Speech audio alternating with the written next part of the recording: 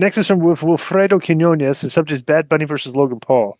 Hi, Konnan, Disco, and Joe. What do you think about a potential wrestling angle between Bad Bunny and Logan Paul that ties into the real-life situation in Puerto Rico, where wealthy Americans are moving to the island for tax breaks, displacing locals, and driving up the cost of living? It could be a storyline where Logan Paul represents the outsiders exploiting Puerto Rico, and Bad Bunny stands up as the voice of the people defending the island's culture and identity. Do you think a story like this could work in wrestling, or would it be too risky to touch on such a sensitive issue? It absolutely could touch on a sensitive issue, but I don't know any country. Okay, now if you're going to have a wealthy person move to your country, okay, they're obviously bringing their wealth with them. These are going to spend stuff that's going to be good for your economy, right? So you give these people tax breaks to come in. We're not going to take, you come here and spend your money. We're not just going to take it from you, and that's why you get tax breaks for why they give wealthy people. That's usually in the long run a very net positive. Is when you're bringing a lot of wealth into your community. What do you think about that, Konnan? Yeah, I don't think that would be too risky or whatever. I think it's not a bad idea, by the way. But it is what it is. Like in Mexico right now, a lot of Americans are living there because real estate is cheap, rent is cheap. Any labor you want to do, like if somebody, like if you wanted somebody to clean up your house, that's very cheap. So a lot of Americans have moved, and plus Mexico is very vibrant and energetic. There's always something going on. And so like now a lot of Mexicans are, because they started to gentrify the place. So these places that were really cheap, the guy was paying, let's say $40 a month for rent, and now they're asking him for $100 per rent. He can't afford it. The Americans can, and they've taken over a lot of places. Next is from Matthew Trevino, the Filthy Animal Tier. What's up, SS? I'll keep it short. Do either of you keep up with Bobby Roode? Is he still a producer for WWE? P.S. I hate when any of the dirt sheets report someone is signed with the promotion. Royal Rumble surprises as well. Spoil everything. I don't keep up with Bobby Roode anymore, but I heard he is a producer, and if I do hook up with him in WrestleMania weekend, it would be very cordial. We've always been super cool with each other. I like Bobby Roode. He's a really good guy. Great guy. Super solid guy. Great guy. Yeah. Great talent. I'm surprised they didn't do more with him. Maybe it might have been Terry Taylor's robe. He got stuck in the middle of the evolution of the wrestling evolution, where he was a safe, solid worker. Nothing wrong with that. Right. That didn't do all the new guys were doing, the diet and stuff, and people kind of looked at him like his stuff doesn't really go over which was right. Just ridiculous. Because he wasn't doing the indie style. Right. Because if everybody would have stayed and worked like Bobby Roode, I tell the business would probably be in a better place right now. Guys wouldn't be getting hurt doing crazy stupid all the time.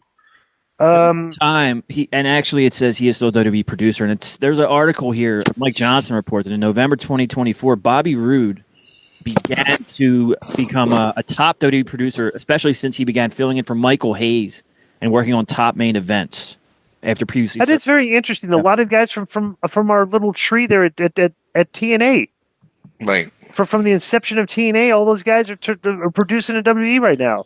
And I'll see that this is fascinating too, because I'll say this: the work back in like 2003, 2004, 2005 TNA was excellent. Like those matches back then, like I'll put them up against today, and I still say that back then was better because the guys sold more back then. They were still like married, like that. But bro, guys just don't sell like they used to anymore. You watch the Machine Guns wrestle, right? And their offense is a lot of similar like the wrestling today. But bro, their selling's better. They sell with a lot better detail than like the guys that the most of the guys do today, because they grew. They were in that like that old school, where you had to sell for people, So I don't know. I saw clips recently. It was Jerry Lynn and Amazing Red from TNA, and Jerry hit him with this, the cradle pile driver off the second rope, and Red took this great bump off his head. It looked like it killed him. But what Red didn't do was pop right up and drop kick him. Dude, nowadays guys pop right up, and it's like they pop right up sometimes. That's sometimes. But what they do, this is the sell these days. Guys act like they're dead and unconscious. Yeah, they just lay there, touching base. Right, and then then they get up and they're fine and everything. Bro, right, guys back then would sell like you got pain, like right. My head hurts, my jaw hurts, yeah. I mean that's selling.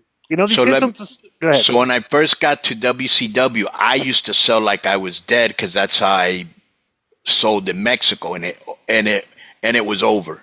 Right. And then Scott Hall and Nash, they smartened me up, and X-Pac. They're like, bro, don't just lay there like you're dead. You got to be struggling and showing the fighting spirit and grabbing the rope and, don't lay there dead. So that's a good advice for the young talent, which I'm sure they won't take. They don't take, because that's indie. Bro, when you get trained that's in that indie-rific style. Your trainers aren't really teaching you selling because they never, they're indie guys and everything. So you don't really learn that skill. I watch the way I go back and watch my matches. I sell everything. Yeah, you were a great seller. It's like that's a skill. It's like people just don't have the skill. It's very frustrating. It's kind of frustrating that people look at me like my work sucked. I'm like, dude, my selling was. But that's not the point. It's not that your work sucked. They don't like you, so therefore nothing you ever did was any good. You were just and the same thing happens with me. And forgive me for being redundant, but it's the same old adage. When you don't like somebody, they can do no right. And when you like somebody, they can do no wrong. Right. Bottom line. And let me tell you, I was going to say the last thing on this, too. I did the PS on this. I hate when any of the dirt sheets report someone has signed promotion. Royal Rumble surprise will spoil everything. Bro, the one thing I just cannot stand, are these dirt sheets that just, without announcing this is a spoiler, they'll just post a spoiler on Twitter. Everything. I mean, that's how desperate these people are for content. That's how they are with, bro, a scripted television show. It's like, I don't want to. It's like posting the finish of the Avengers before you go see. It's like, dude, you don't do that. Or Game of Thrones. These people think that's content. That's not content. You hide that. Yep. You're still reporting on a business is predicated on we don't want to know what's going on. I do like when some sites put spoiler alert so you don't have to keep reading. Yeah. I respect that, but the ones that just report them and the show, that's don't go. It's like you should be impaled with hot rods. Yeah. If you want to make some fantasy picks on your favorite sports, check out Underdog Fantasy. It's all the rage, where you can choose higher or lower between 2 to 8 players, and you can win up to 325 times your entry. Use the code K100 at the Underdog Fantasy website, on the app, or at our personalized link, and you can receive up to $1,000 in bonus cash as well as a free pick. Underdog Fantasy offers a unique approach to fantasy sports, and it's a simple pick-em style format. You can select players you believe will outperform expectations without the complexities of traditional daily fantasy sports. The user-friendly interface and growing community make it easy and fun to play, plus it's available in over 30 U.S. states.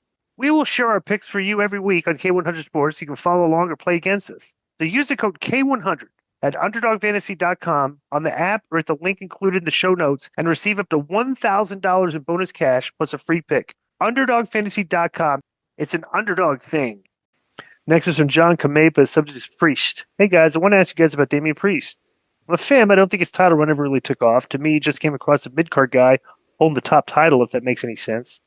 The Priest versus Judgment Day felt like it was rushed through, and now he's been moved over to SmackDown and seems to be, for now, back in the mid-card.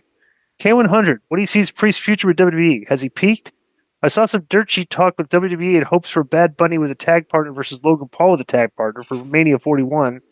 Hopefully Priest can get added into that, but really right now I just don't see him ever moving back into the main event scene.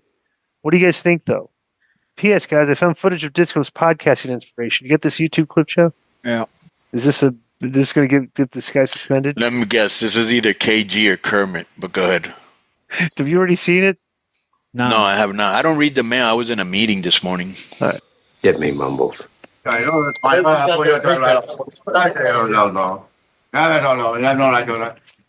Mumbles. Let's suspend the guy. He actually uploaded that himself and put it at the end. Birdie, did you see it at the end? Yeah. It's okay. All right. No, it's Gilbert. Oh, I thought. Well, maybe I think. Let's suspend the guy for just trying to insult me here. I'm not interested in Bad Bunny versus Logan Paul with 2 tag partners. To be honest with you, I think Logan Paul is bro. He's a potential world champion. Okay, Priest is just stuck, bro. This angle's gone on forever with the Judgment Day. You know, right, he says it was rushed, bro. I was glad when it was over. Yeah, he says that. Read it. I think he meant his title reign was, or did he say the angle? Family, his title run, yeah.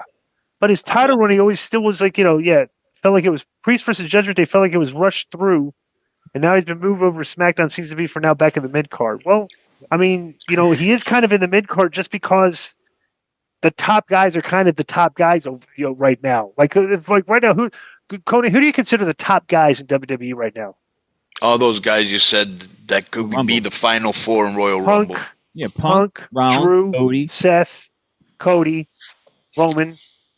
I would say those are probably the top 5 guys. And then underneath Owens and Sami. Then you got those are kind of like the A-list guys. Then you got a couple A- and B+ that can be spread out in there, like that already, And yeah, I would consider Priest to be like a B+. Which is not a bad place to be in a place with so much talent, and it's top heavy, and they can put them right back in the mix in one great match or one great feud. So I don't worry about Damian Priest. They know they have something special in him. They'll get to him when they get to him. Yeah, I think he'll probably be in something big over the summer. You got to get past Mania when every name is there. You got to make a little space. Yo, what's up? I just want to thank you guys for watching this clip. Don't forget to hit the like button, leave a comment, and subscribe. And join our YouTube membership for hours and hours of exclusive, unedited, uncensored content. And being a member will help you get involved in our upcoming live streams.